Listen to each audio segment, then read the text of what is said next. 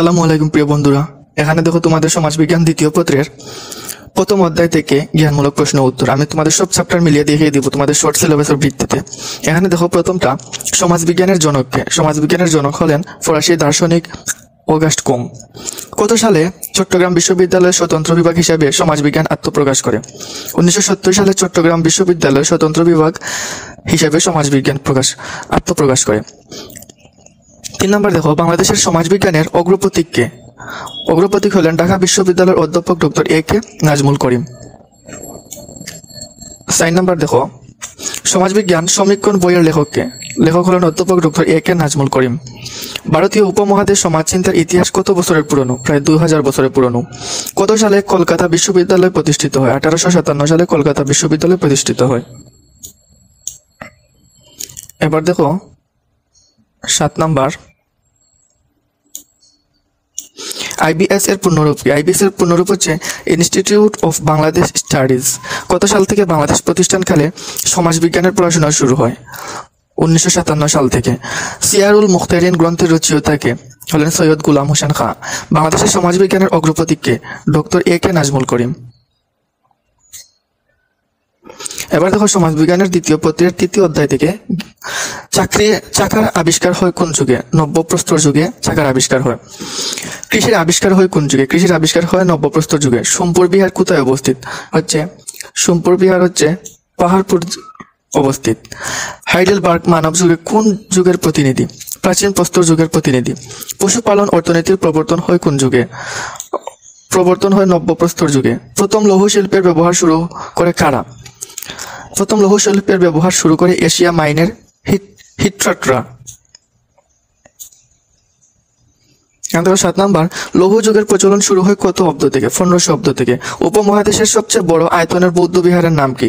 সোমপুর বিহার। ওয়ারী বটেশ্বর কোথায় অবস্থিত? ওয়ারী বটেশ্বর প্রত্নতান্ত্রিক স্থানটি নরসিংদী জেলার বেলবু উপজেলায় অবস্থিত। নব্যপ্রস্তর যুগের ইংরেজি প্রতিশব্দ কি? ইংরেজি প্রতিশব্দ হচ্ছে নিউলিথিক এজ বা নিউ স্টোন এজ। এখন দেখো চতুর্থ অধ্যায় থেকে নিগৃষ্টি কি? নিগৃষ্টি হচ্ছে এমন একটি মানব সম্প্রদায় যারা বংশ পরস্পরের কিছু সাধারণ ও দৈহিক বৈশিষ্ট্য ধারণ করে থাকে। আদাম কাকে বলে? কতগুলো চাকমা পরিবারগুচ্ছ নিয়ে গঠিত সংঘকে আদাম বলা হয়। বাংলাদেশ সমাজবিজ্ঞানের বিকাশে জাতিসংঘের কোন প্রতিষ্ঠানের অবদান রয়েছে? বাংলাদেশের সমাজবিজ্ঞানের বিকাশে জাতিসংঘের অন্যতম অঙ্গ সংস্থা ইউনেস্কোর অবদান রয়েছে। মারমা শব্দটির উৎপত্তি হয়েছে কোন শব্দ থেকে? উৎপত্তি হয়েছে বার্মিজ শব্দ স্মরাইমা থেকে। বাংলাদেশের কোন ক্ষুদ্র নিগোষ্ঠী পরিবার প্রধান হিসেবে মাথা দায়িত্ব পালন করেন? বাংলাদেশের গারো ও খাসিয়া ক্ষুদ্র নিগোষ্ঠীর পরিবার হিসেবে মাথা দায়িত্ব পালন করেন। কুচ ক্ষুদ্র নিগোষ্ঠীর সদস্যরা কোন ধর্মাবলম্বী? হিন্দু ধর্মাবলম্বী। ঝুমুর গান কোন সমাজে প্রচলিত? ঝুমুর গান সাঁওতাল সমাজে প্রচলিত। কোন শতাব্দীতে পার্বত্য চট্টগ্রামে চাকমার আগমন ঘটে? আনুমানিক 1510 শতাব্দীতে পার্বত্য চট্টগ্রামে চাকমার আগমন ঘটে। সাঁওতালের মধ্যে কয় প্রকারের বিবাহ রীতি প্রচলিত হয়েছে? সাঁওতালের মধ্যে 3 প্রকারের বিবাহ রীতি প্রচলিত রয়েছে। সমাজবিজ্ঞান দ্বিতীয় পত্রের 5ম অধ্যায় দেখো যুক্তফ্রন্ট নির্বাচন হয় কত সালে? 1954 সালে যুক্তফ্রন্ট নির্বাচন অনুষ্ঠিত হয়। 6 দফা কত সালে উত্থাপন করা হয়? 1966 সালে। লৌহর প্রস্তাব পেশ করেন কে? শেরে বাংলা এ কে ফজলুল হক লৌহর প্রস্তাব পেশ করেন।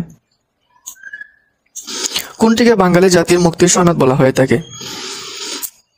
1966 সালের 6 দফাকে বাঙালি জাতির মুক্তির সনদ বলে অভিহিত করা হয়। মুসলিম লীগ কত সালে প্রতিষ্ঠিত হয়? 1906 সালে। পাকিস্তান রাষ্ট্রের প্রতিষ্ঠাতা কে ছিলেন? মোহাম্মদ আলী জিন্নাহ। কখন পাকিস্তান রাষ্ট্রটির জন্ম হয়? 1947 সালে। 8 নম্বরটা দেখো 1970 সালে নির্বাচনে পূর্ব পাকিস্তানে মোট ভোটারের সংখ্যা ছিল 3,22,00,000।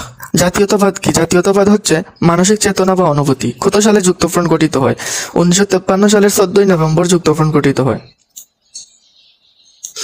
6ষ্ঠ অধ্যায় দেখো গ্লোবালাইজেশন শব্দের বাংলা প্রতিশব্দ কি? বিশ্বায়ন।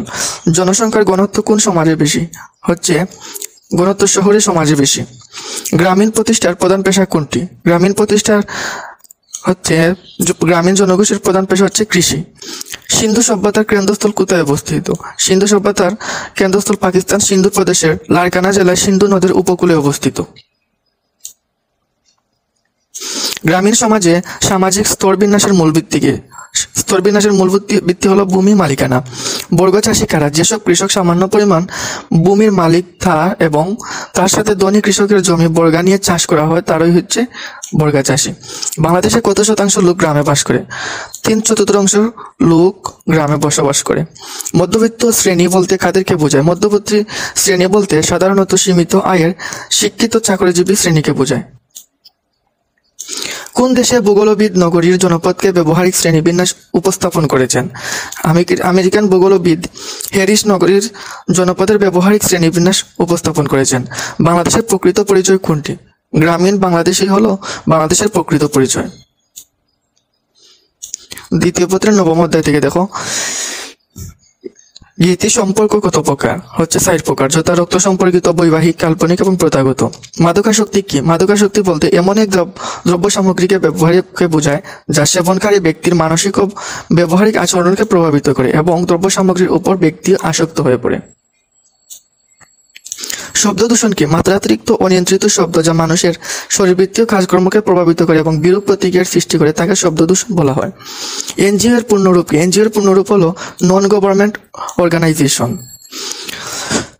5 নম্বর দেখো, বেসরকারি সংস্থা কি? বেসরকারি সংস্থা হলো অলাভজনক সেবা প্রতিষ্ঠান যা শিক্ষামূলক এবং উন্নয়নমূলক কর্মকাণ্ডে নিয়োজিত থাকা। বার্ধক্য সমস্যা কি? বার্ধক্য সমস্যা জীবনে পারিবারিক, সামাজিক, অর্থনৈতিক ও মনস্তান্ত্রিক দিকের সমস্যার হচ্ছে বার্ধক্য সমস্যা। নয়াবাস পরিবার কি? বিবাহের পর নবদম্পতি যদি কোনো আবাসস্থলে বসবাস করে এবং অর্থাৎ স্বামীর বাবার বাড়ি কিংবা স্ত্রীর বাবার বাড়িতে বসবাস না করে তাকে নয়াবাস পরিবার বলে হয়। আবহাওয়া কি? কোনো একটি বিশেষ সময়ে কোনো স্থানের বায়ুমণ্ডল, তাপ, বায়ুর চাপ, কুয়াশা, শিলাবৃষ্টি, তুষারপাত, বৃষ্টিপাত, আর্দ্রতা সম্পর্কিত অবস্থাকে আবহাওয়া বলা হয়। যৌথ পরিবার কি? বর্ধিত পরিবারের কর্তার সাথে যদি এক বা একাধিক ভাই এবং তাদের সন্তান সন্ততি নিকটাত্মীয় থাকে তবে তাকে যৌথ পরিবার বলা হয়। কর্মজীবী নারী কাকে বলা হয়? যেসব নারী সাধারণত বাড়ির বাইরে নিয়মিত চাকরির মাধ্যমে বেতন, মজুরি বা অন্যান্য আয় অর্জন করে তাদেরকে কর্মজীবী নারী বলা হয়।